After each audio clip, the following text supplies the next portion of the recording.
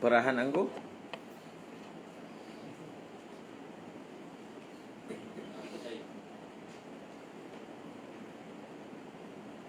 Anggur yang diperah. Maksudnya?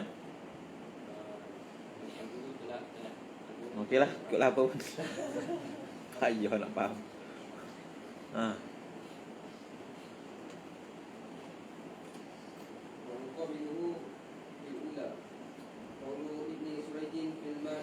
Jadi masalah lal asru apa? Fil asah. Bila kita basuh najis, adakah kita wajib perah? Faham? Pendapat muktamadnya tak wajib perah. Muqabil asah kata wajib perah. Okey, baca. Idza urida alaihi al-mahallu an-najisu bi tadbirihi atau bi yumasu fi ijalati ma'in lidzalika innahu yutahhiruhu kama law kana waridan. Sekali lagi sebelum perkataan muqabiluhu apa dia? Lal asf fil asah lagi? Fihima. Fihima. Sebelum tu apa? Lal asru lahu. Sebelum Yustaratu Yustaratu al-ma'i 'ala al-mahalli. Lal asru lahu. Di sini ada dua masalah. Pertama, adakah disyarat ketika membasuh najis air perlu warid? Masalah kedua, adakah disyarat ketika membasuh sesuatu yang kena najis agar ia diperah? Ada dua masalah tu.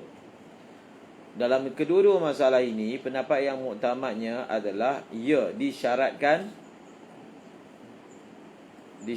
apa? Air itu mesti warid, datang daripada atas. Yang kedua, muktamadnya tidak, iaitu tidak disyaratkan perah. Yang kita belajar dalam matan ni adalah kita belajar teknikal, kaedah. Namun apabila masuk pada surah, maka ada keadaan-keadaan yang perlu kita adjust. Surah ni maksudnya praktikal, masa kita nak cuci tu. Maka orang tu dia kena selarikan cara dia basuh itu berdasarkan kaedah cuci najis yang dia belajar dalam matan.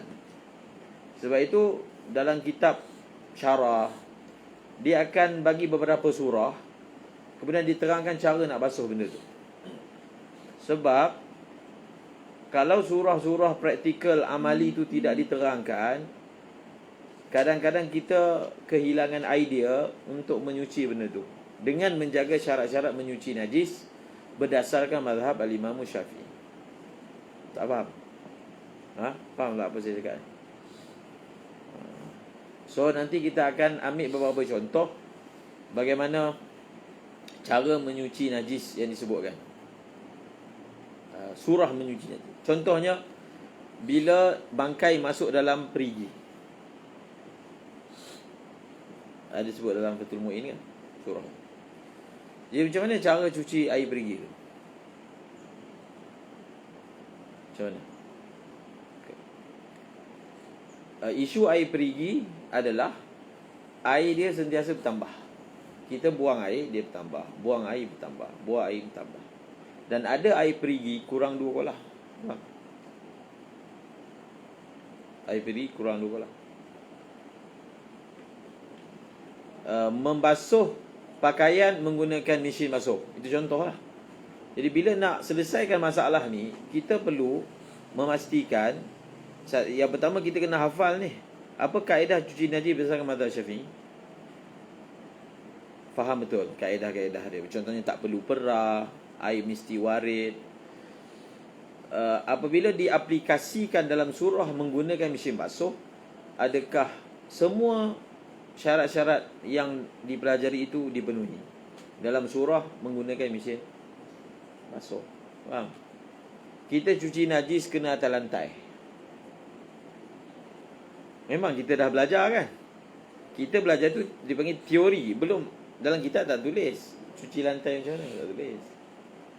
Dia bergantung kepada orang memahami tu syarat-syarat tu. Tapi bila masuk je atas lantai, sekarang ni lantai ni ada najis, dia jadi was-was. Macam mana sebenarnya nak buat ni? Dia akan jadi apa? Dia akan jadi was-was bagaimana cara sebenarnya menguruskan benda tersebut. Faham? Sebab itu dalam masalah cuci najis ni, satu kita faham dulu yang teori ni, teknikal. Yang kedua, kita perlu diberi beberapa contoh surah praktikal, tengok macam mana fuqaha terangkan cara menguruskannya. Faham? Baca. Duduk. Fil ula ni maksudnya masalah istiratu urudil ma. Disyaratkan air mesti datang. Tak boleh air itu jadi maurud. Syarat ini ialah apabila air sedikit. Faham? Kalau air banyak, tak ada masalah air itu jadi maurud. Faham? Maurud. Maurud tu maksudnya apa? Air itu di bawah, kita celup, dia nak cuci, macam orang cuci itulah. Kita bagi satu contoh praktikal kan. Okey, kita belajar. Syaratnya air itu mesti warid, tak boleh maurud. Maka kita ambil satu contoh, orang bilas ayam, cuci daging, faham? Ayam, dia dah buang apa semua, sekarang ni dia nak bilas, dia nak basuh. Jadi dia letak air dalam besen, dia ambil ayam tu, dia celup, letak dalam bekas lain, celup. Jadi kalau buat begitu, ayam tu bersih tak? Permukaan dia lah, zahir dia bersih lah. Betul tak? Kita dah siang, sekarang ni ada darah sikit-sikit, kita celup lah air. Celup, goncang kan? Apa? Goyang kan? Panggil goyang lah Melayu. Ni apa panggil?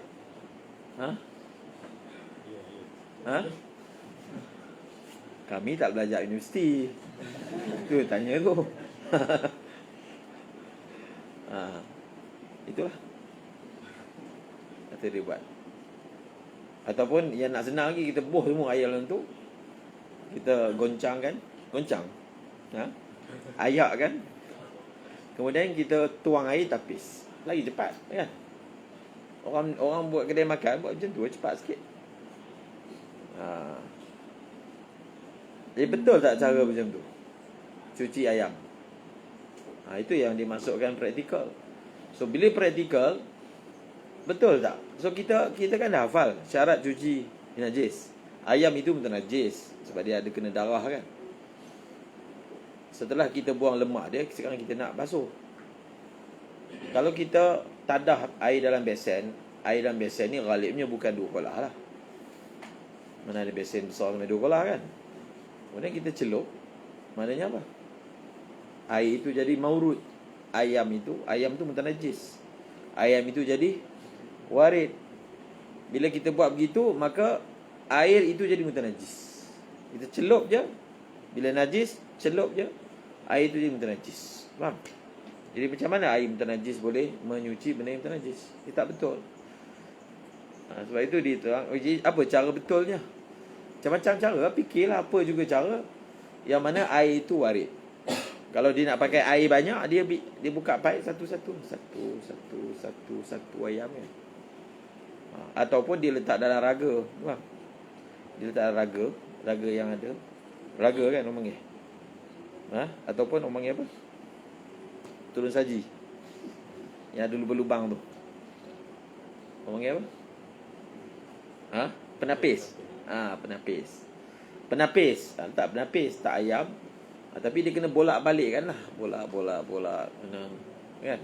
Ataupun dimasukkan sikit-sikit dia ni air rata, lepas tu masuk lagi. Pandai-pandai lah. Faham? Itu pun boleh tak? Sebab air dia ada bekas tu penapis kan, dia air turun. Dia tapi dia kena gerak-gerakkan apa? Gerak-gerakkan ayam tersebut, gaulkan sekali. Jadi itu bila sampai praktikal, benda yang praktikal tak ada dalam kitab. Contohnya bolan penapis ke, satu-satu kat pipe ke, tak sebut dalam kitab. Tapi kenapa kita buat itu berdasarkan kaedah yang kita belajar, iaitu air itu mesti warid. Macam mana? Pelbagai. Tak semesti satu cara, tapi pastikan di surah dia adalah air itu warid. bukan air itu maurud. Kalau berlaku sebaliknya, maka ayam itu tak bersih. Ayam itu tidak bersih. Faham tak? Jadi orang kalau mazhab Hanafi dia boleh cuci macam yang saya sebut tadi. Sebab tu kalau kita makan kedai mamak Pakistan ke, mungkin dia cuci ayam macam tu kan? Betul tak Pakistan? Mungkin ataupun ya. Sebab dalam mazhab Hanafi boleh, contoh kan. Jadi bagi dia tak adalah. Dia tak ada buat salah pun sebab memang boleh pun. Tapi menurut kita tak boleh. Dia sama juga, dia khususnya orang yang buka kedai makan kan. Jadi dia kalau dia cuci ayam tu tak betul, dia menghidangkan najis pada orang. Dia jual najis. Faham? Bila ayam tu berkuah apa semua kan. Jadi semua jadi najis lah. Jadi macam mana pula dia bagi dia jual orang benda yang najis. Dia bermula daripada apa? Cara cuci ayam ke cuci ikan tu tak betul. Dan benda ni bukan hanya persoalan kedai kan. Kedai tu dia jadi berat sebab dia ambil duit orang. Dengan memberi benda tu dia ambil duit orang kan. Asalnya mana boleh jual benda yang najis, tak sah. Bahkan di rumah sendiri, isteri, ibu, anak perempuan, anak lelaki ke cuci ayam tu, dia kan cuci dengan betul lah. Kalau tidak, masakan tu jadi apa? Jadi betul najis. Macam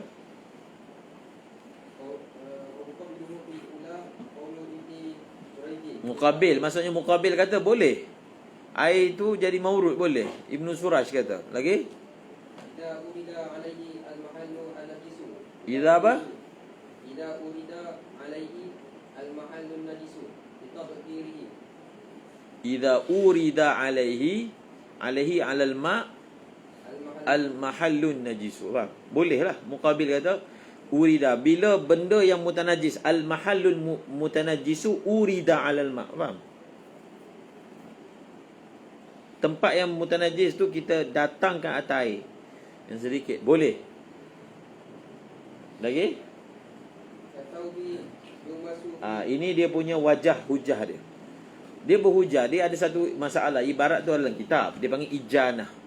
Ijanah ni adalah satu bekas, macam besen lah, bekas ijanah untuk basuh baju.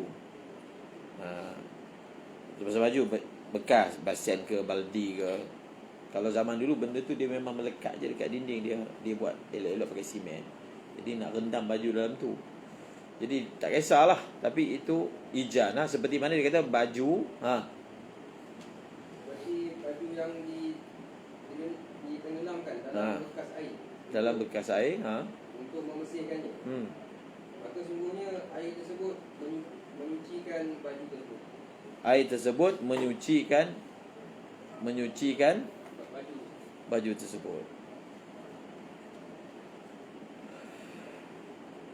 Air tersebut menyucikan baju tersebut. Dan surah ijanah mutamad. Wah, memang mutamad dia macam ni.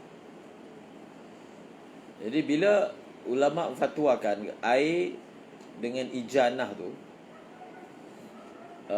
maka hukumnya adalah boleh. Sedangkan yang berlakunya itu jadi kita kena ambil ibarat dia tu. Nanti kita keluarkan tu ibarat yang ijanah. Tengok apa ibarat dia secara spesifik. Dalam kitab apa ada tulis. Dalam Bushra, dalam ni Buriyah tadi tak ada kan? Buriyah Mustarsyidin ada kan? Kelas apa ada itu? Buriyah Al-Mustarsyidin. Okay, nanti dapatkan ibarat tentang masalah ijanah.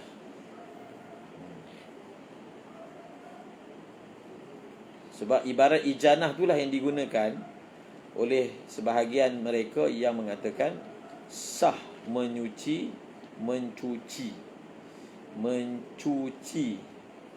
ke menyuci. Mencuci ke menyuci? Menyuci. si tu ditukar jadi nya apabila ada me. Tentu. Bila mencuci. Mencuci ya. Menyuci. Bila nun bertemu dengan n bertemu dengan c, dia tukar jadi ya, y. Betul tak? Kaedah bahasa Melayu.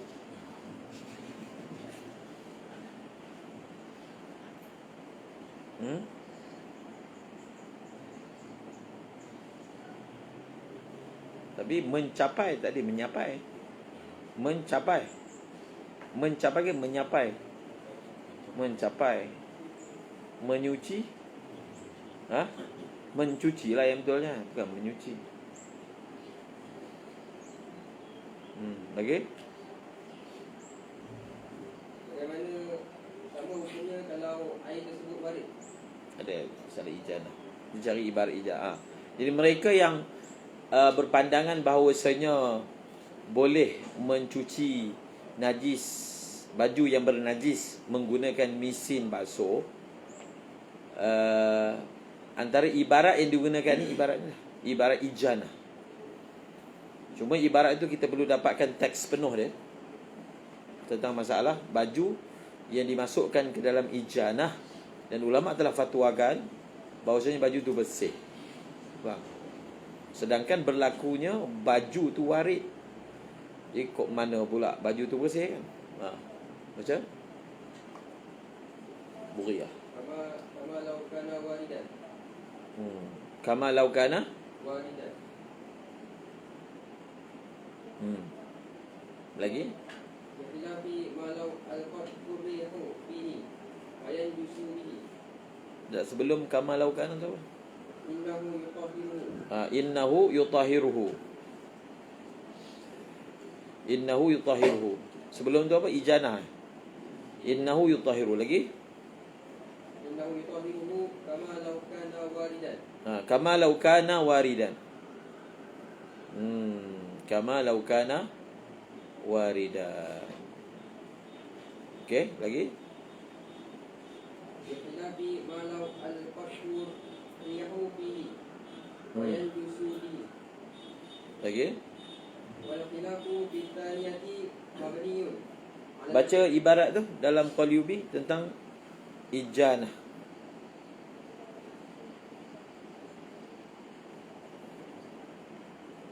Ada tak dalam Qalyubi? Sebarang komen? Tak ada. Okey. Buriah kena ada lah kelas ni. Tak ada pula Buriah Mustajidin. Saizan dia jual kan? Cetakan Darul Kutub. Walaupun tak elok Darul Kutub, tapi beli je lah, asalkan ada. Ada ibarat ijanah. Ijanah Buriah. Okey, teruskan. Wal khilafu fi thaniyati. Dan khilaf dalam masalah kedua. Masalah kedua ni adalah masalah adakah perlu setelah kita cuci pakaian yang bernajis untuk ia diperah. Faham? Perah tu mesti tak? Kalau tak perah, kira baju tak bersih. Perah itu perlu ataupun tidak? Baca. Wal khilafu fi thaniyati mabniyun. Jadi khilaf dalam masalah perlu ataupun tidak, muktamadnya tak perlu. Tapi khilaf ini berasaskan apa? Mabniun ala khilafil ati fi taharatil usalati. Jadi khilaf ini adalah berpunca atau berasaskan kepada khilaf satu lagi masalah yang akan datang. Saya dah terangkan apa maksud suatu masalah, fatwa dia dibina atas fatwa yang lain. Faham? Sebab itu kadang-kadang untuk fiqh ni tak memadai orang tu dia hanya belajar satu bab je, bab solat. Kadang-kadang nak menjawab bab solat tu dia kena tahu mahir dalam bab lain. Dia adalah suatu masalah yang ada rangkaian antara satu dengan yang lain. Jadi bila kita hanya takhasus dalam satu bab je dalam fiqh, tak mungkin kita boleh apa? Kita boleh menghuraikan keseluruhan masalah, sebab ada isu-isu yang tertentu yang dia saling berkait antara satu dengan yang lain. Contoh ni lah. masalah yang asal dia adalah masalah yang akan datang. Fatwa untuk masalah ni adalah berdasarkan masalah sana. Faham? Apa? Dalam masalah apa? Masalah usalah. Lagi?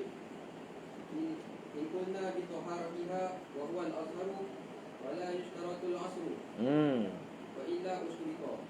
Dalam masalah usalah ni pun satu masalah yang perlu kita fahami dan kita cermati dalam rangka untuk kita memahami cara menyuci najis.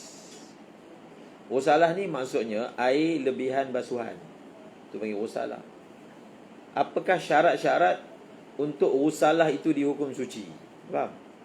Jadi pendapat yang azharnya usalah ni suci dengan syarat-syarat tertentu lah. Usalah ni maksudnya kita basuh baju yang kena najis. Ada beberapa syarat yang kalau syarat itu dipenuhi, air yang menitik itu kita hukum suci. Faham? Apa syarat dia? Yang pertama syarat dia, air itu hendaklah warid. Air yang digunakan untuk basuh tu dan usalah itu adalah menitik daripada air itu hendaklah warid. Yang pertama. Yang kedua, tidak berlaku perubahan pada air lebihan itu. Yang ketiga apa? Yang ketiga, tidak bertambah wazannya. Yang keempat, tempat yang disucikan najis itu dihukum suci. Maka bila cukup 4 syarat ni, maka air itu suci. Kalau satu orang tu dia tidak ingat syarat-syarat ni, jadi waswas juga. Dia basuh baju najis, dia duduk meloncat-loncat, jengkit-jengkit. Takut air tu menitik kena kat dia. Jadi dia kena tahu bila air menitik tu najis, bila tak najis syarat dia. Jadi di sana ni ulama qaul muqabil kata usalah ni najis. Dia punya logik macam ni lah. Bila usalah tu, air lebihan tu najis, air lebihan ni kan datang daripada baju tu. Faham? Kalau air lebihan tu najis, maka air yang ada dalam baju tu pun najis lah. Betul tak? Faham tak logik? Sebab air yang menitik tu kan datang daripada air dalam baju tu. Kalau air yang menitik lebihan tu kita hukum najis, air yang berada dalam serapan baju tu pun najis. Sebab itu dhaif. Faham? Bila cukup syarat dan usalah itu dihukum suci, maka air yang dalam baju tu pun kita hukum suci. Sebab usalah ni berasal daripada air dalam baju tu. Macam mana pula air menitik tu kita hukum suci, tapi air dalam tu kita hukum najis. Faham tak? Jadi sebab itu atas qaul yang mengatakan najis, maka dia syaratkan perah. Perah tu maksudnya buang air tu. Air tu kena buang. Untuk apa? Untuk kita cucikan tu, air tu perlu dibuang. Sebab air itu adalah merupakan sebahagian daripada air lebihan basuhan. Apabila air lebihan basuhan dihukum najis, air dalam baju dihukum najis. Jadi bila air dalam baju dihukum najis, baju tu pun najis. Cara nak selesaikan ni, kita kena apa? Buang air tu. Buang air itulah perah. Lal asru fil azhari. Lagi? Wa yakumul jafafu maqamahu fil asahi. Fayaqumul jafafu maqamahu ay maqam al-asri fil asah. Asar. Faham? Maka apa? Dan sifat kering berdiri pada tempat perah. Ikut orang yang asal. Lagi? Bukan sifat kering. Kering mengambil hukum perah. Kering maksudnya bila baju tu kering, air tak ada, maka dia macam perah jugalah. Faham? Perah kan maksudnya supaya meniadakan air. So kita tak perlu perah, nanti kita sidai kering, maka dia macam kita perah air tersebut. Kemudian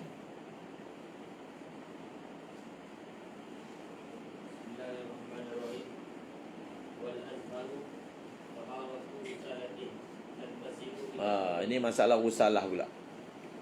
Kemudian masalah usalah. Allahu Akbar. Wal asahu baca? Oh, khilaf dia al asah. Faham? Yang tadi al apa? Al azhar. Lagi?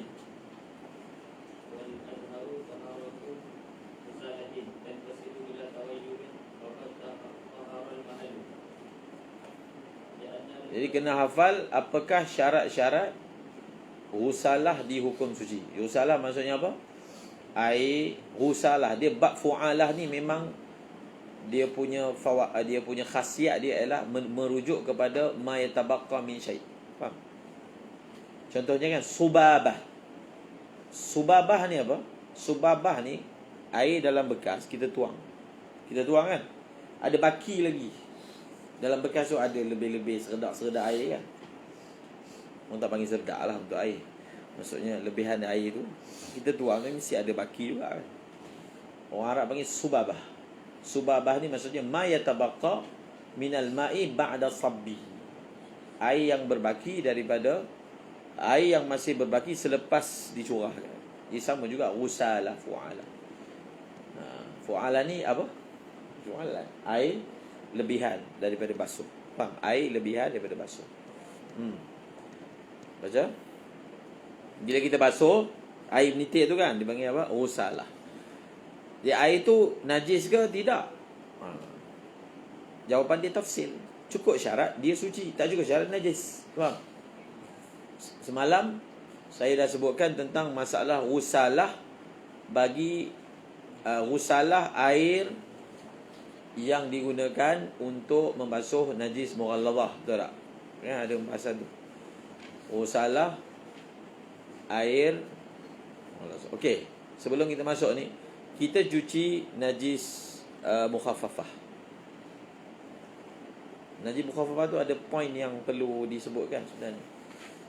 Kamu rujuklah dalam Busyra. Ulama bahaskan, kita sekarang ni nak cuci najis bayi. Dalam hadis sebut Nabi percik kan dekat kawasan yang baby tu kencing. Sekarang ni baju kita kena kencing budak baby. Basah ni. Kita ambil air, kita percik dekat baju yang basah tu. Bersih tak baju tu? Bersih ke tak? Baju kita basah ni, kena air kencing. Kita ambil air, kita percik kat sini. Bersih ke tak? Dekat lantai ni kena kencing bayi, sobi. Okey, sekarang ni kita ambil air, kita percik dekat air kencing tu. Air kencing tu bersih ke tak?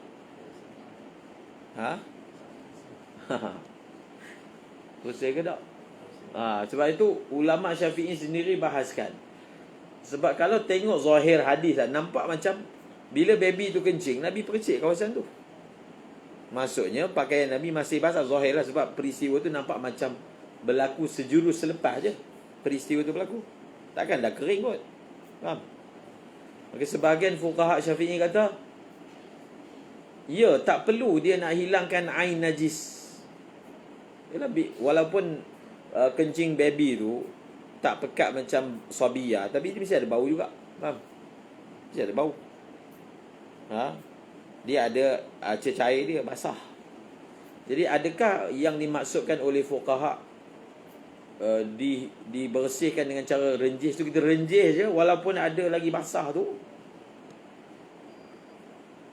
Kalau ikut kiasnya macam pelik lah cara macam tu. Sebab kalau buat macam tu, dia akan lagi menambah najis. Bukan membersihkan, tambah lagi lah. Daripada air kencing tu sikit, kita pergi tambah air lagi. Jadi air dia banyak. Faham? Baca dalam Busyra dalam bahasan ni. Muktamadnya, air kencing itu, renjis itu hendaklah dilakukan selepas ba'da izalati al-ain. Kan? Dalam Fatufah tu. Tapi bahasan tu ada di dalam Busyra. Faham? Ba'da izalati al-ain. Maknanya apa? Bila ada kencing bayi lelaki tu, kita kena lap dulu. Lap bagi kering. Lepas tu barulah kita renjis air atas dia. Faham? Kita renjis air atas dia. Tapi kalaulah dia ni bayi lelaki, sepatutnya bau tak kuat juga, tapi jenis bayi lelaki baka apa tau. Mungkin lah baka tertentu bau kuat. So kita tak boleh renjis lagi. Jadi cara dia kita lap, kemudian kita ambil kain basah, kita pergi dalam bau. Kemudian barulah kita renjis air. Faham tak? Itulah yang apa? Itu yang muktamad dia. Baca Bushrul Karim ibarat dia. Yang menjadi sebab fuqaha kita ini berbeza pandangan sebab nampak zahir dalam kitab kata kafa jaryul ma alai, kafa rasyul ma. Begitu. Tak sebut pun perkataan selepas menghilangkan airnya. Itu yang menimbulkan waham. Mayus tu. Syubhat. Mayus. Betul lah perkataan mayus dalam konteks ni. Baca. وما تنجس ببول صبي لم يطعم غير اللبن ولم يجاوز سنتين تحديدا وقيل تقريبا ينضح النضح غلبة الماء للمحل بلا سيلان Sailan. Sayalan. فإن سال فغسل. Kalau dia mengalir je, air tu banyak lah. Bila air banyak, orang panggil basuh. Rejih ni kita percikkan air tu tak mengalir, menunjukkan air tu sedikit. Faham? Lagi? بخبر الصحيحين أنه صلى الله عليه وسلم لما بال ابن أم القيس في حجره دعا بماء فنضحه ولم يغسله. ولخبر يغسل من بول الجارية ويمضح من بول الغلام. Okey, lagi terus. وفرق بينهما بأن ابتداء بمحل الصبي أكثر وبأن بوله أرق وخفف فيه فإن تناول غير اللبن للتغذي أو جاوز سنتين Sanataini. تعين الماء Lagi? فلا يضر تناول نحو عسر للتحليق أو للإصلاح Asal. للتحليق أو للإصلاح. Dalam Quran ada perkataan asal tak? Quran ada perkataan asal. Apa dia? Asal musaffa. Apa ya dia? Yakhruju min butuniha. Ha? Oh, tu syurga punya. Asal dunia punya ada? Tak ada. Dalam Quran sebut yakhruju min butuniha syarabun. Kan? Bukan. Ay takhidhi minal jibali buyutan minal syajari ma ya'rishun thumma kuli min kulli thamara fasluki subulaka yakhruju min butuniha syarab. Syarab itu asal. Faham? Tapi Quran punya syarab, minuman. Faham?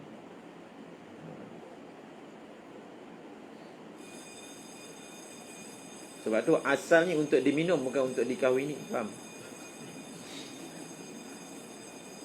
Betul lah. Minum. Dia minuman. Syarabuh mukhtalifun. Alwanu fi shifa'ul nas. Lagi? ولو أكل غير اللبن للتغذي ثم اقتصر على اللبن غسل من بوله. ولو شك هل بلغ الحولين. Itu semua furuk dia. Dia syak. Baby ni dah sampai 2 tahun ke belum? Tengok macam mana furuk selesaikan. Kita kira ihtiyatnya kita basuh. Faham? Bukan kita ambil kaedah asalnya belum sampai lah. Tak. Kita ihtiyatnya basuh macam biasa. Seterusnya ولأن الرش رخصة لا يصار إليها bisa. إلا بيقين. Lagi? وقال يجرش لأن الأصل عدم بلوغه حولين. Bas, tak ada. Air. Ha? Tengok. Kenapa dalam ni tak ada? Saya ingat macam ada. Sudah. Belah sini ya. Ada juga. Tu ada belakang.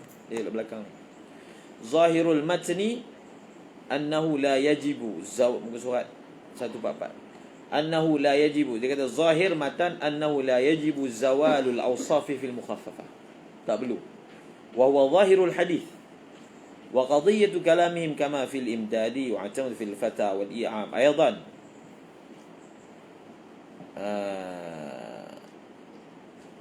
لكن خالف في التحفة كالنهاية وغيرهما واعتمدوا أنه لا يكفي الرش فيها إلا حيث لا عين ولا وصف ولا لا يزيله الرش. Maksudnya ini yang muktamad dia, bahawasanya hendaklah Rash itu berlaku selepas awsaf telah hilang. Tidak memadai kita renjis dalam keadaan sifat-sifat najis itu masih ada.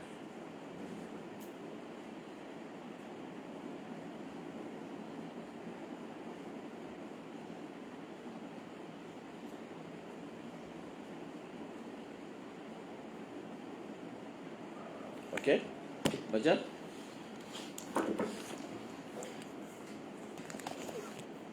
Sambung. Dia kena tulis tu surat dia tadi. Seterusnya usalah.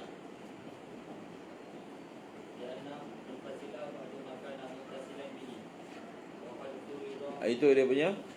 Sekali lagi baca. Wal ghusalah.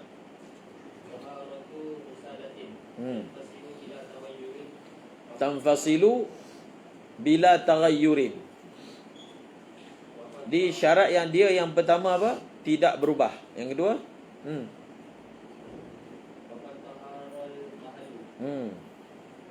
Syarat yang kedua ni, taharatul mahal. Lagi?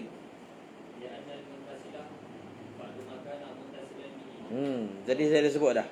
Kenapa kita hukum ghusalah itu suci? Sebab al-munfasilu ba'du mattasala bihi bil mahallil mutanajjis. Air yang bercerai adalah sebahagian daripada air yang masih ada pada pakaian. Kalau tempat itu kita dah hukum suci, bila kita cuci pakaian, bila tempat pakaian tu kita hukum suci? Bila? Kan dia tulis waqad tahural mahal. Bilakah tempat yang kita basuh itu kita hukum suci? Bila?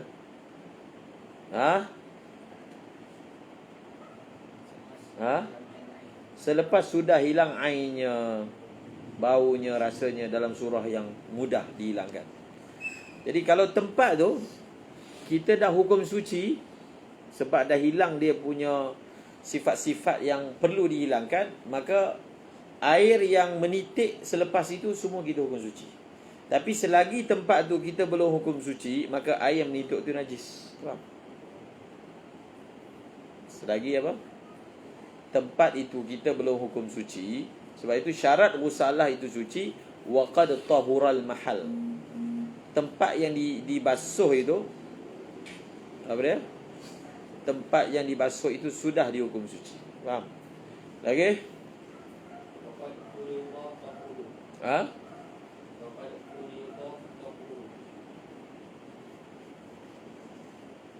Okey, lagi? Anna al-ghusalata najisah.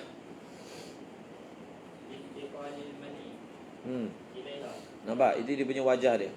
Lintiqalil man'i ilaiha.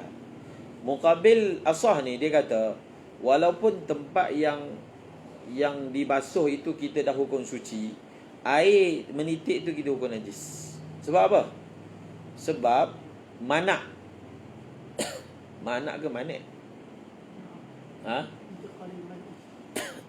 Kerana manak itu telah berpindah daripada baju kepada air. Kita cuci tempat tu, kita cuci najis kan? Najis itulah manak. Faham?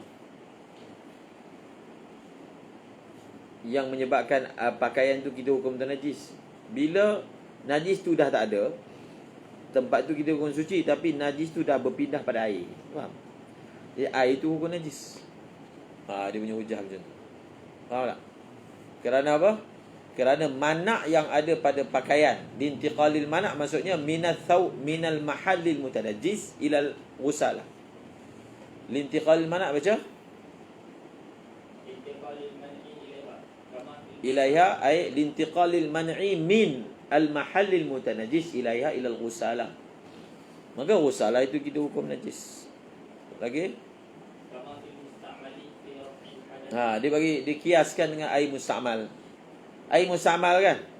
Kenapa air musta'mal tak boleh guna? Sebab berlaku intiqalul manak. Manik sebetulnya. Intiqalul manak. Bila kita ambil wuduk, saya basuh muka, air menitik kan? Sebelum saya basuh muka saya dengan air, di muka saya ni ada hadas. Faham? Bila saya basuh muka saya, hadas dah tak ada. Hadas tu pergi mana? Dia pergi ke air. Faham? Dia pergi dekat air. Dan air itu tak boleh lagi digunakan. Air itu dijadi musta'mal. Faham? Samalah juga dia kata dalam surah ini intiqal mana. Ini pendapat muqabil. Maka manaknya najis, maka ini pun najis. Air itu usalah tu dihukum sebagai najis. Kemudian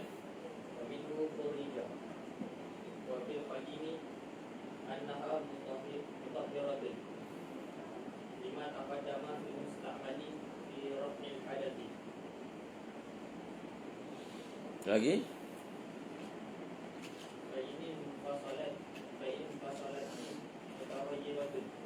wa minhu, tengok mana ibarat dia, wa minhu khurrija. Ya Allah, wa minhu, mana wa minhu khurrija? Tak ada. Oh tu lintiqalil mana'. Dia bukan mana' lah, man'i lah. Tulis mana' kat sini. Lintiqalil man'i. Dia bila wakaf kita sebut mana'. Faham? Kalau sabung man'i. Betul tak kaedah? Man'. Jadi untuk zahirkan bila wakaf, apa ni, baris tu tu kan, man'i ilaiha kama fil mustamal wa minhu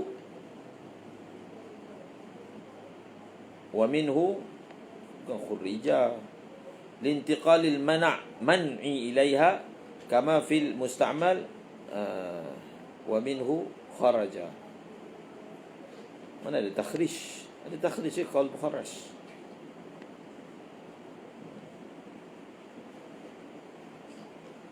Dalam Qalibi dia tulis apa? Wa minhu kharaja kot. Ibarat dia. Tak ada. Kama fil musta'mal fi rafil hadas. Wa minhu kharaja.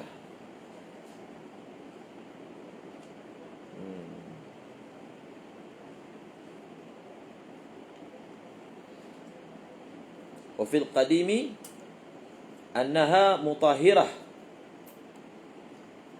lima taqaddama fil musta'mal fi raf'il hadas.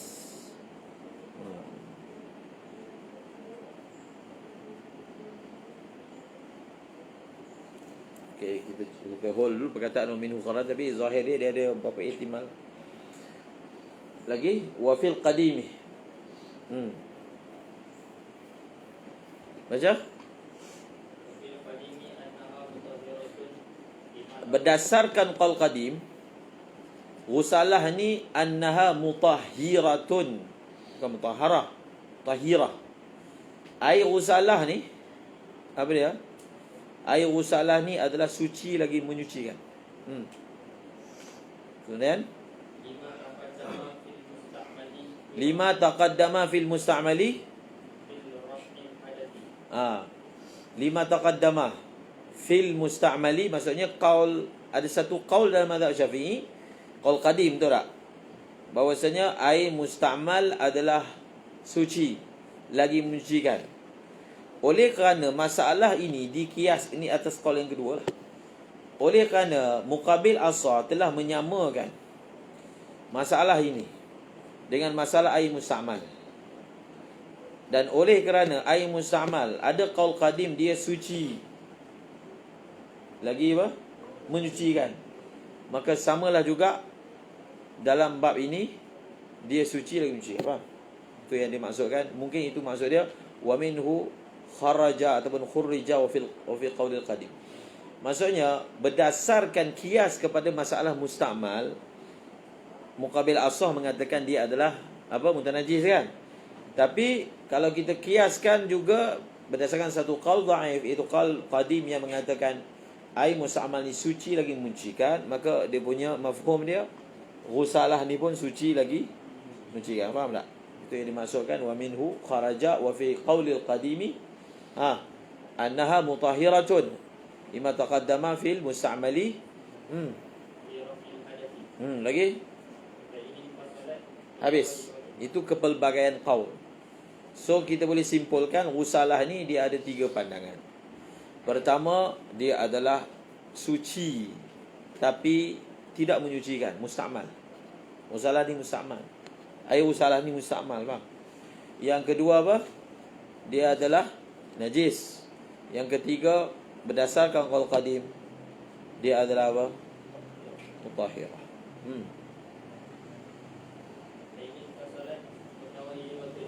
Mutaghayyiratan, hal keadaan.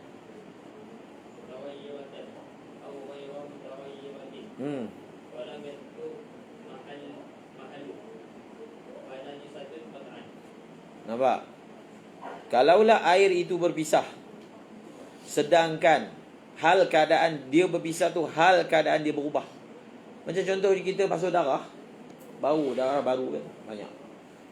Air yang pertama bukan air itu merah. Faham tak? Air menitik tu kan merah kan. Maka dipanggil air berpisah daripada tempat yang kena najis dalam keadaan dia berubah. Maka itu tanpa khilaf, itu memang tak ada siapa pun kata air itu adalah suci. Faham? Bila dia berpisah dalam keadaan apa? Taghayyirah. Masa bau-bau cuci aja kan, merah, kuning ke, hijau ke apa. Okey, itu tanpa khilaf qat'an, qaulan wahidan. Ataupun apa? Ataupun najis yang air yang menitik itu tidak berubah, tapi tempat itu belum lagi, tempat itu tidak dihukum suci. Maksudnya ada lagi saki baki apa? Najis. Maka air menitik itu, dua masalah ini tanpa khilaf. Ghusalah itu adalah apa? Najis. Faham kan? Kemudian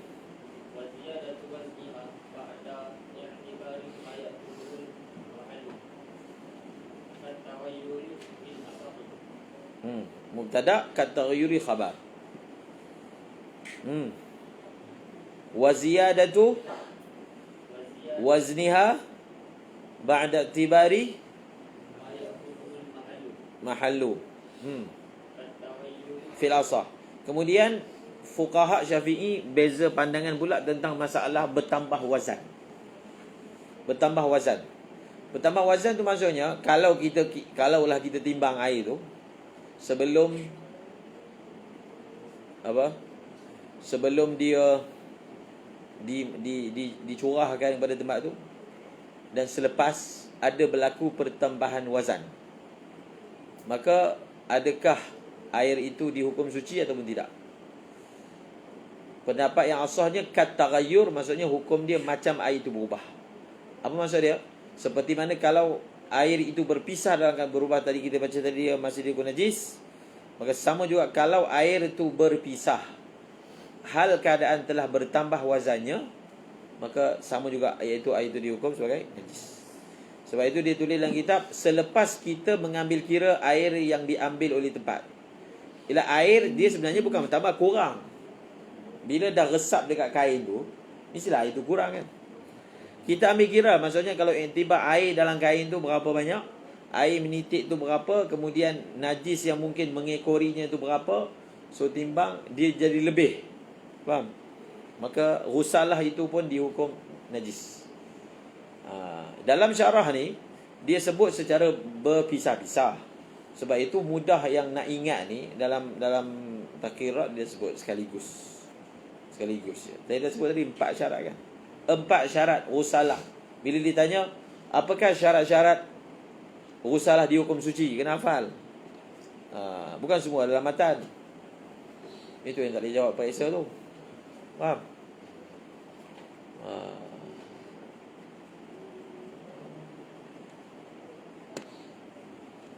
Berapa orang tak lulus? Minhaj? Siapa nama? Salman ke apa nama itu? Mana Salman? Farisi. Ni Salman. 2 orang, 3 orang kan? Okey. Dia ada, tak bantu jadi panjang pula tentang soalan tu. Okey. Ada soalan kena hafal, ada soalan kena faham. Betul tak? Belajar memang gabungan antara hafal dan faham. Betul tak? Belajar ni gabungan hafal dan faham. Ada benda kena hafal. Hafal tu maksudnya kamu kena jawab exactly seperti ibarat tu. Contohnya bawakan ayat Al-Quran. Boleh ke kata au kama qala Allah? Boleh? Tak boleh.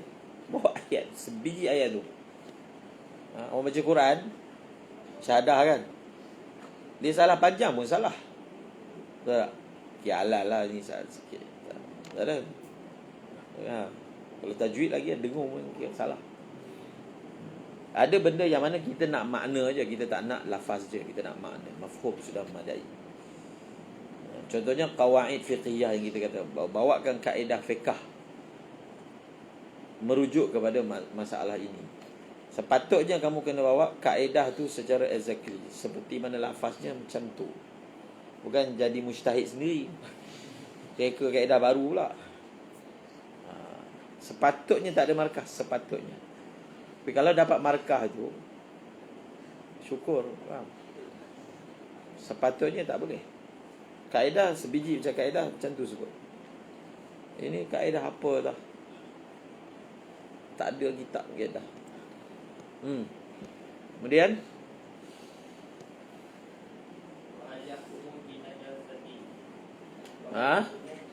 fil asah lagi.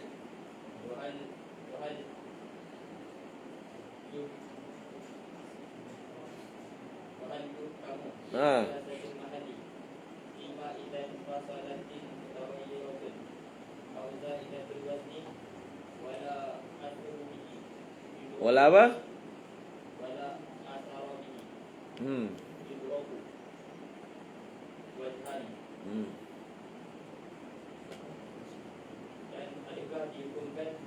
Baca lagi sekali. Wahal mahal. Okey, macam mana pula kita cuci najis? Air yang menitik tu ada warna, tapi tempat tu dah hilang dia punya apa? Dia punya najis tu. Air tu memanglah tanpa khilaf kita hukum dia adalah najis. Tapi tempat tu macam mana pula? Dia terbalik pula. Yang tadi tu tempat masih ada lagi awsaf najis, tapi air tu, air menitik tu tak ada perubahan. Maka air tu dihukum najis juga. Sekarang ni terbalik. Air, yalah kadang kita cuci, air yang kita tuang tu dia bawa najis semua jadi berubah. Tapi tempat tu dah hilang dah semua kesan-kesan najis. Jadi adakah tempat itu kita hukum suci, sedangkan air yang menitik, air yang apa? Air yang berpisah daripada air rusalah tadi ada perubahan. Perubahan sama ada pada sifat dia ataupun perubahan pada wazan dia. Maka ada dua wajah. Maksudnya satu wajah kata ya tempat itu dihukum najis walaupun dah hilang semua dia punya ausaf dia. Yang kedua, tempat itu dihukum suci. Faham? Muktamadnya apa? Tempatnya suci kan? Wal mu'tamadu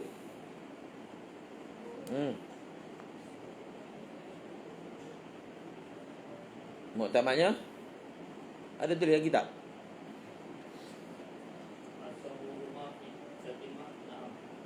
Ada lah maknanya. Ayo. Ada. Maksudnya suci. Suci ke najis? Naam tu. Hal yuhkamu bi? Maksudnya najis lah. Hal yuhkamu bi najasatil mahal? Amla kan? Kalau jawapan dia na'am, maksudnya najis. Najis. Dalam apa? Dalam tufah ada soalan. Dalam qaul yubi, selepas na'am tu dia ada istidrak tak? Sebab kadang-kadang qaul yubi ni kadanglah banyak tempat mahali kata na'am, dia kata tak, yang mahali kata tak, muktamad dia begini. Tak ada komen apa-apa. Redha lah maknanya. Sukut alamatul redha.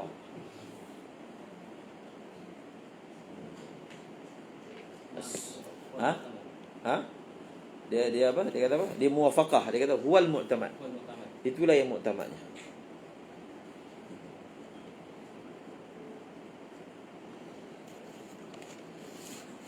Tapi tak semestinya yang Qalyubi kata muktamad tu muktamad. Dia macam tu. Yang baca kitab lain pula. Macam tu lah belajarnya. Wal ghusalatul qalilah tahira in lam taghayyar wa lam yazid ma'na wa yuti qad tahura al-mahal.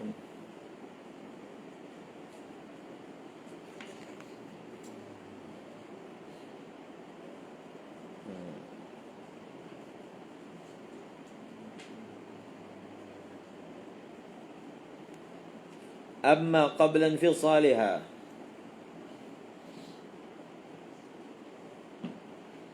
ni ada masalah ijazah. Ha? Apa dia? Jufna. Jufna. Sama. Sini ada.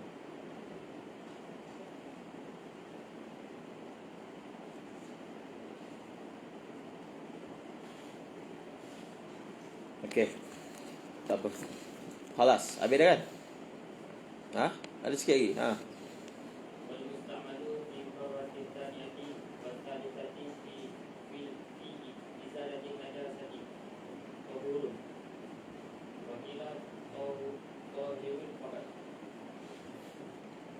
Apa dia sekali lagi? Wal musta'malu fi apa? Fi marrah karrati asaniyati tahurun. Tahur lah. Tempat tu dah bersih, kita tuang air lagi, bilas. Tuang air lagi, bilas. Air tu sudah tentulah suci. Dia tak ada cuci najis apa. Soalannya kita tuang air dekat baju yang bersih. Air tu sudah tentulah suci lagi. Mencucikan. Muqabil asal kata apa? Air tu tahir tapi tidak mutahhir. Apa wajah dia? Apa wajah pandangan tu?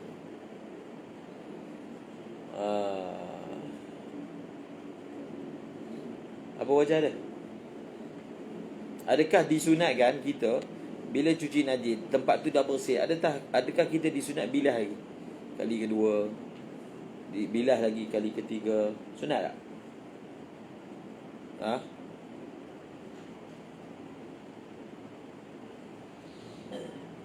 Mazhab Hanafi?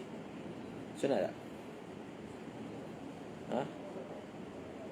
Mana boleh tak tahu? Fardu ain. Cuci najis kan fardu ain. Ha? Tak tahu. Oh, tak fardu ain. Fardu ain tu maksudnya orang awam kena tahu. Orang belajar tak tahu pula. Cuci najis kan fardu ain. Bukan tunggu masuk pondok baru kena tahu. Betul tak? Betul kan cuci najis. Oh, saya tak belajar minhaj lagi, saya tak tahu. Tak apalah. Oh, senang hati. Tak tahu. Faham tak? Dalam kubur nanti la adri. La adri memang terpuji, tapi jangan cakap dalam kubur. Kubur nak sebab. Malaikat kata, oh la adri, bagus dia ni. Sebab dia mengamalkan bila tak tahu satu perkara sebut la adri. Nisful ilmi, la adri. Betul tak? La adri nisful ilmi. Betul? Tapi bukan dalam kubur. Dalam kubur tak terpuji. Dalam periksa pun tak terpuji juga. La adri. Tak ada markah untuk la adri semasa dalam periksaan. Nampak tak? Jadi bukan semua keadaan la adri terpuji. Kalau orang awam la adri terpuji. Orang dah belajar la adri tak terpuji. Kalau benda tu sepatutnya dah belajar lah. Kalau benda tu rumit tu la adri terpuji juga. Okey? Apa? وأن غسالة المندوب الغسلة الثانية والثالثة بعد طهر المحل المتوسطة والمغلظة وكذا المخففة فيما يظهر خلافا لبعضهم. سقوط وجوب الغسل فيها للترخيص لا يقتضي سقوط ندب التثليث فيها. disunatkan. ألا ترى أن الغسل لما سقط عن رأسي في الوضوء لذلك لم يسقط تثليثه وإذا ندب في المتوهمة كما مر ثم فأولى المتيقنة طهور. Disunatkan lah. Sebab ada mazhab yang mana disunatkan kita cuci najis 3 kali. Walaupun dah ni basuh lagi. Bila lagi? Yang dah suci tu kedua, ketiga. Itu mungkin itulah wajah dia, faham? Itulah wajah dia. Basuhan kali kedua, ketiga tu dia hukum suci tapi tidak menyucikan. Sebab apa? Saya boleh jawab.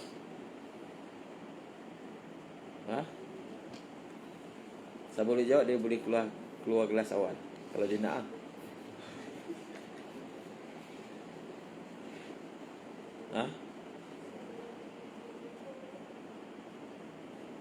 Ada, maksudnya disunatkan. Ni bukan qaul, memang disunatkan kan.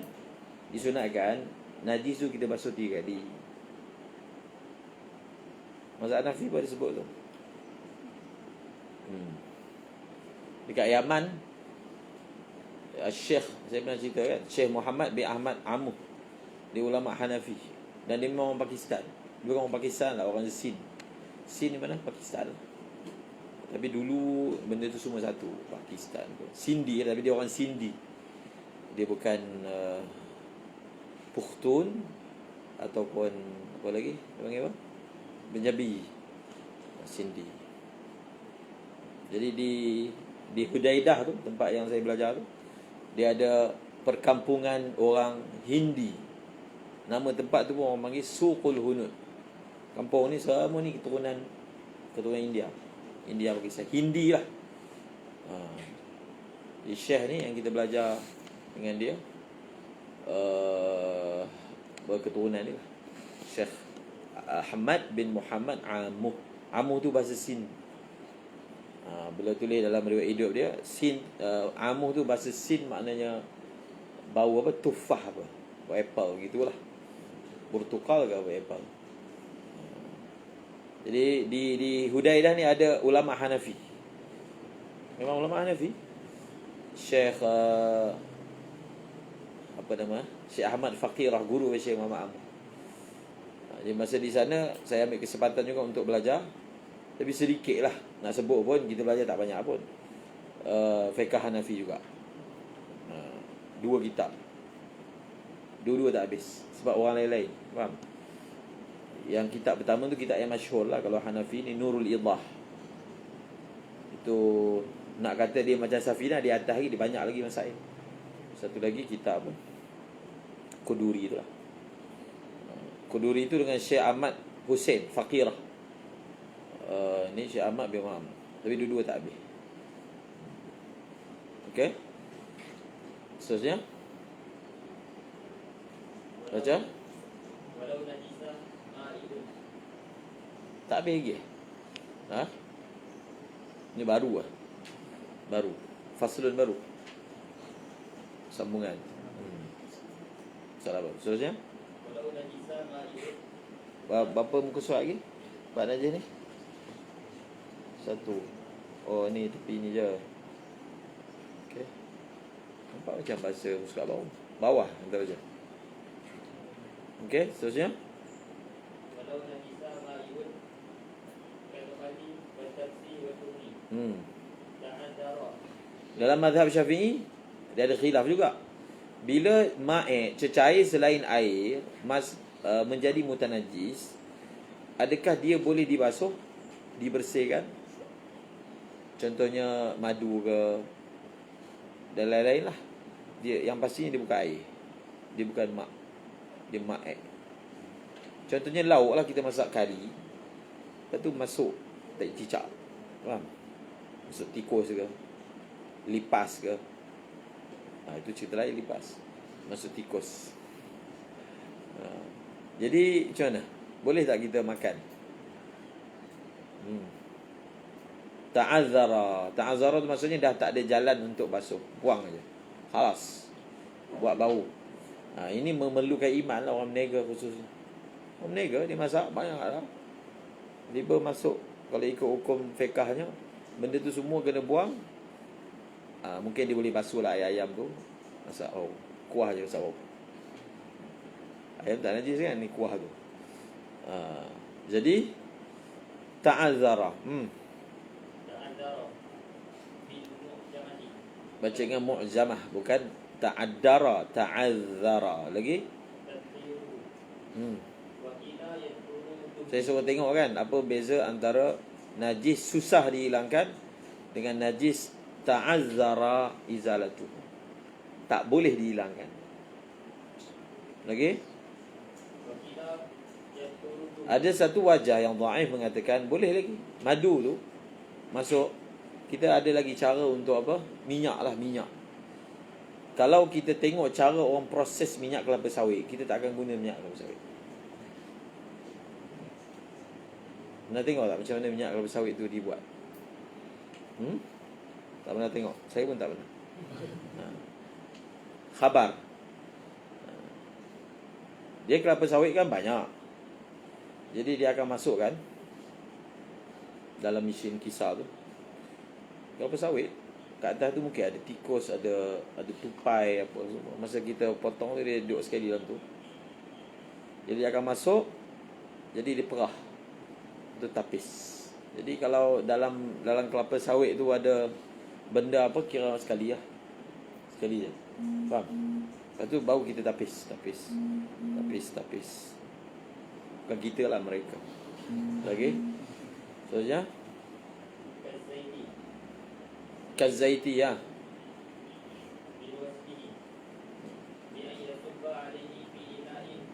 Dia kata cara nak cuci minyak yang kena najis ni, kita letak minyak tu dalam satu bekas. Okey. Kemudian bekas tu kemudian kita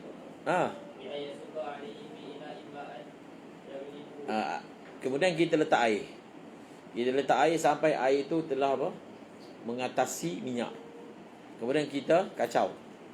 Faham? Kemudian wa yuharraku bi khashabah. Kemudian digerak-gerakkan air yang campur minyak tu, gerak-gerakkan dengan khashabah. Lagi? Sekira-kira air, bila kita gerak-gerak air tu dia masuk kan. Kemudian bila dah sebati, bila dah rata kocak tu, kita lubangkan bekas tu. Jadi lubangkan yang air je boleh keluar, minyak tak keluar. Faham? Sebab minyak lagi tebal kan daripada air. Minyak keluar. Jadi minyak keluar, air keluar sehingga tertapislah. Dia buat jadi macam penapis lah. Air je keluar, maka tinggallah minyak. Maka minyak tu dihukum sebagai suci. Itu cara mencuci ma'ik, contohnya minyak yang terkena najis atas wajah dhaif. Baca. Summa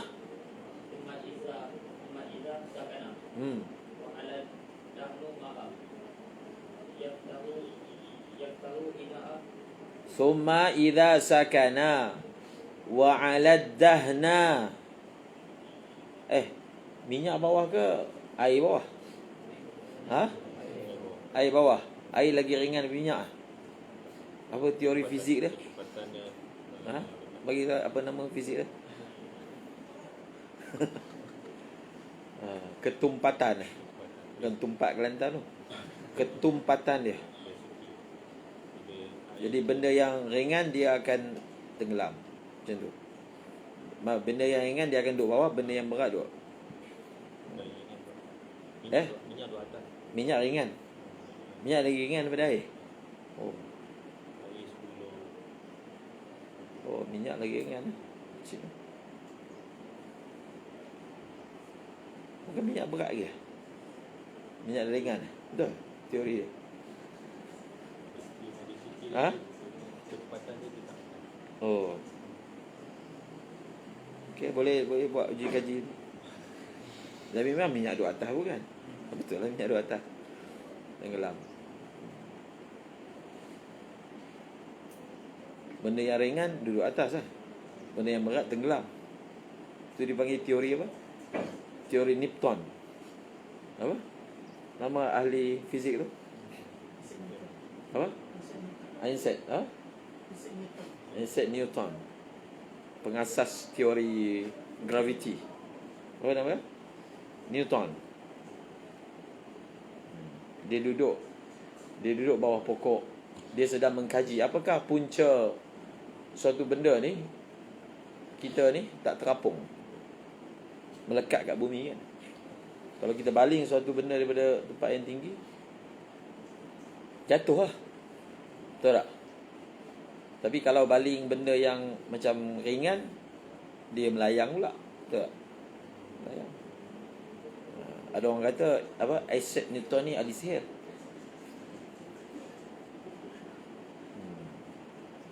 Jadi duduk bawah pokok, dia tengok buah apple. Bila dia apa? Dia orang panggil apa? Gugur. Jatuh. Maka dia dapat satu teori dia panggil teori gravity. Tapi pelik juga saya tak pernah sabar. Takkan tak pernah tengok kot. Apple dah lama jatuh dengan bawah hari tu. Apple tu bila dia melekat tak jatuh, tapi bila dia jatuh, maka dia kata bumi ni ada gravity yang tarik benda-benda ni. Tapi benda tu kena berat. Makin berat benda tu, makin laju gravity tu tarik. Tapi kalau ringan, lambat. Sebab tu dekat angkasa tak ada, sebab dia kata tak ada gravity. Okey, seterusnya.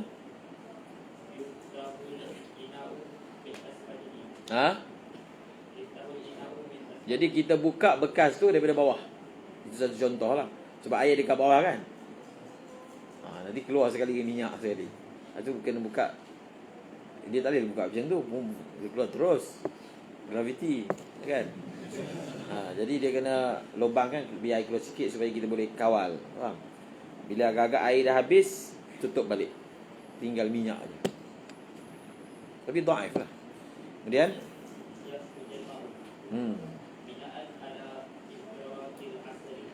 binaan ala asri. Berasaskan pandangan dhaif yang mengatakan asar, perah itu diperlukan. Lagi?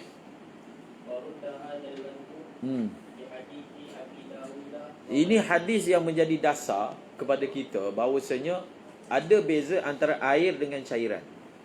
Liquid dia panggil, cecair. Liquid lawan dia apa? Pejar. Pejar bahasa orang Melayu, orang putih panggil apa? Solid. Solid soalnya ini hadis ni, tengok Imam Syafi'i istinbatkan macam mana. Ada tikus jatuh atas saman. Macam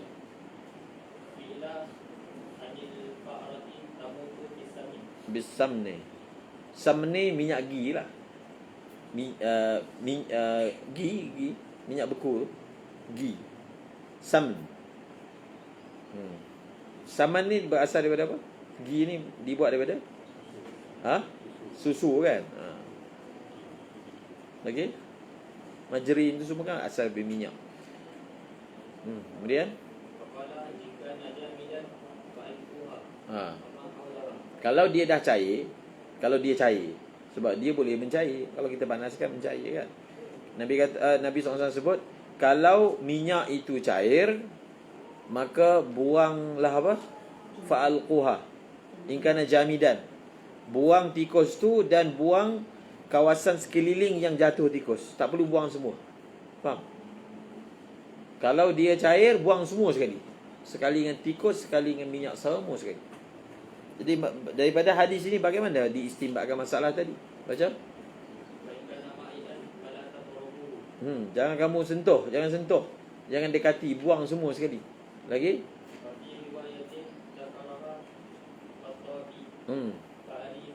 Ada satu riwayat fa'ariquhu, buang.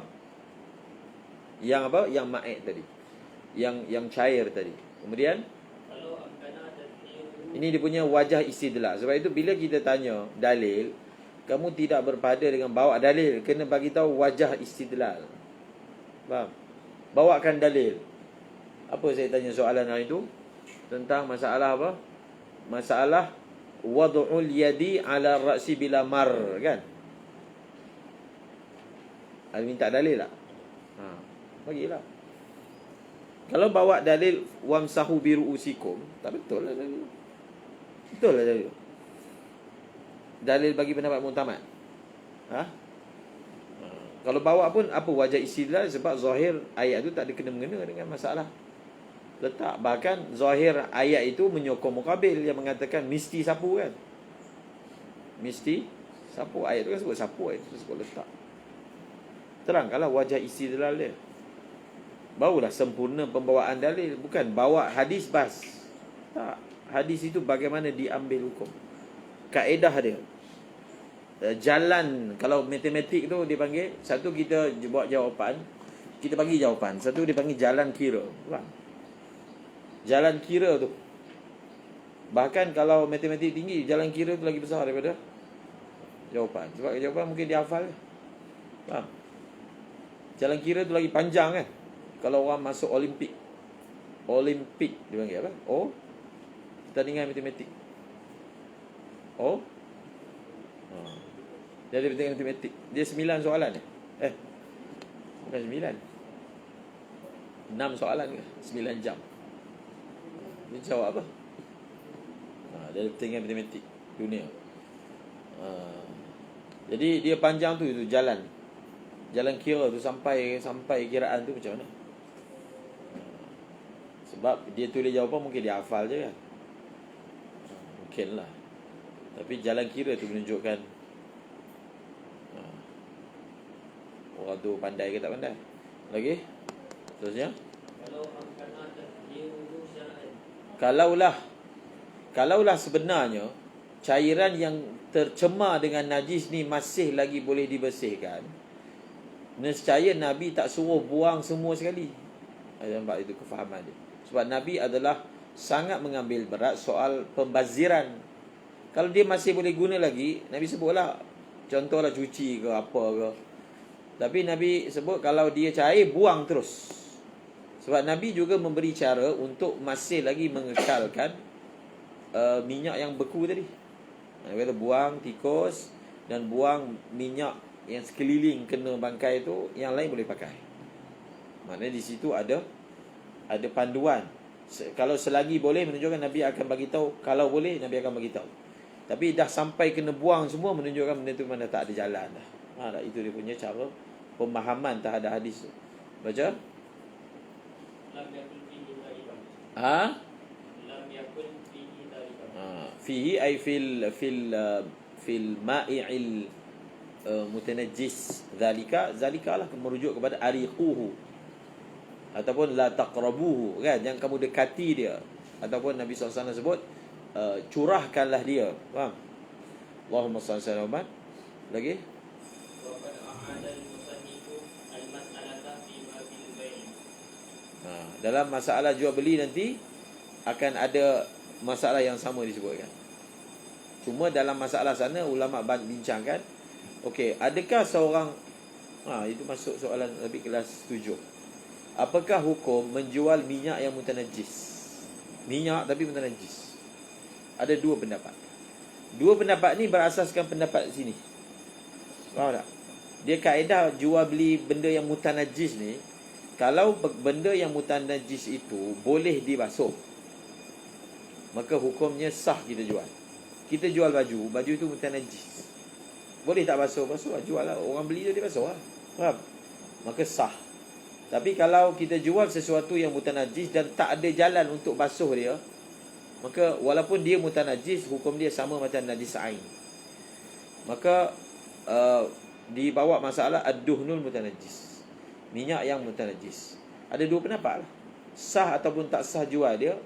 Kalau kita kata minyak boleh dibasuh dengan cara tadi, atas qaul dhaif tadi kan, maka sahlah jual. Sebab dia akan jadi masalah mutanajis yumkinu tathiruhu, maka sah. Tapi kalau minyak ni atas pendapat yang satu lagi tak boleh dibasuh, maka kat sana tak dijual. Kat sini yang muktamadnya boleh dibasuh ke tak boleh dibasuh? Boleh ke tak boleh? Tak boleh, maka kat sana yang muktamadnya tak sah dijual. Nampak? Masalah dibina atas yang muktamad dalam satu masalah menjadi binaan muktamad dalam masalah yang lain. Masalah job ni Masalah najis apa kaitan dengan jual beli kan? Ada kaitan. Habis. Lagi? Bab baru apa dia? Bab tayamum. Jadi ada beberapa masalah nanti kita akan baca tentang masalah najis. Contohnya kan, kita cuci baju dengan sabun. Baju tu kena najis lah. Najis hilang. Tapi bau sabun ada. Masa kita lomor sabun dengan najis tu, air tu bukan najis, betul tak? Betul. Air sabun tu bukan najis tak? Bukan najis. Jadi adakah oleh kerana air tu dia bukan najis, maka kita kata macam ni, orang tu kena cuci baju tu sampai bau sabun pun hilang, sebab sabun tu dah jadi najis. Oh, kalau macam tu payah. Macam mana pula? Macam mana hilangkan bau sabun pula? Baju kita basuh dengan sabun kan, tapi baju kita betul najis. Jadi kalau sabun tu najis kan, jadi bau sabun tu wajib hilang tak? Ha? Tak wajib. Tak wajib. Tak wajib hilang. Tapi air sabun wajib hilang. Kalau najis lah. Air sabun. Zat sabun lah. Maksudnya bila ada lagi zat sabun tu, maksudnya faham kan dia punya wajah dia. Jadi kita cuci kan, maka sebab tu kalau orang dia nak cuci, mudahnya dia hilang tu pakai air biasa, tu baru pakai sabun. Faham tak? Kalau tak dia nak lama sikit lah nak kena buang air sabun.